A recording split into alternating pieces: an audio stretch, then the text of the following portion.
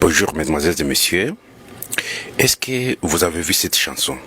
Les Rwandais décrit les Bantous et vous allez suivre que les Tutsis rwandais se sont préparés dès longtemps. La chanteuse rwandaise Cécile Kayirebwa révèle l'origine de la chanson Rwagihuta by Masamba, qui décrit un capitaine congolais marié à une femme Tutsi. Ce Congolais est décrit comme une bête immense. On a demandé à la femme Tutsi: pourquoi as-tu épousé cette bête immense abandonnant ainsi les tiens? La femme a répondu: tu vois bien comme cette bête est immense, mais elle ne mord pas. L'homme ne mord pas. Si vous le voyez, vous vous sentez à la fois très menacé et très heureux. Il ne mord pas. Approchez-vous, prenez soin de lui. Tenez-le avec douceur et vous réaliserez soudain qu'il ne mord pas. Malgré son apparence de cette bête, la bête ne mord pas. Donc la bête est là, c'est comme l'épouvantail. Moi je prends l'exemple de Nanga. Une grosse personne, vous voyez l'apparence et vous pouvez dire non, cette personne est intelligente, cette personne peut défendre son pays, mais en réalité l'intelligence zéro. Mort, verbe mordre.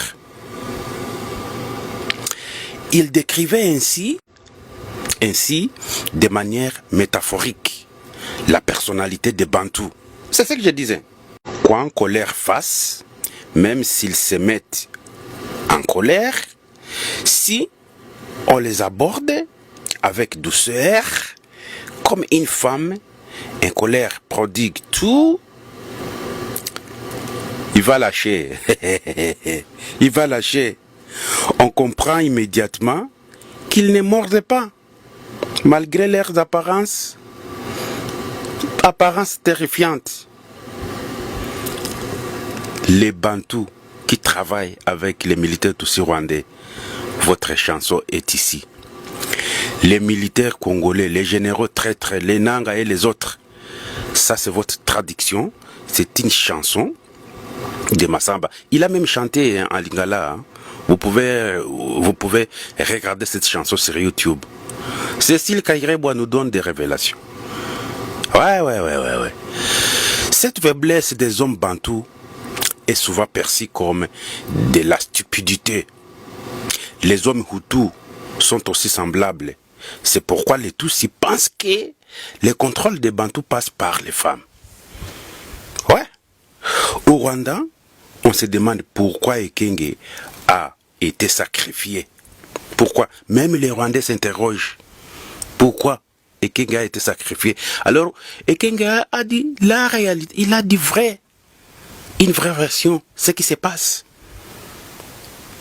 D'après ce que Kayirebwa a décrit, certains suggèrent que l'auteur original de la chanson était un homme qui se comportait comme un cousin de cette femme Tutsi, un homme chargé d'avoir des enfants avec elle, des enfants qui deviendraient congolais et perpétuer les noms de l'héritage de ce capitaine congolais.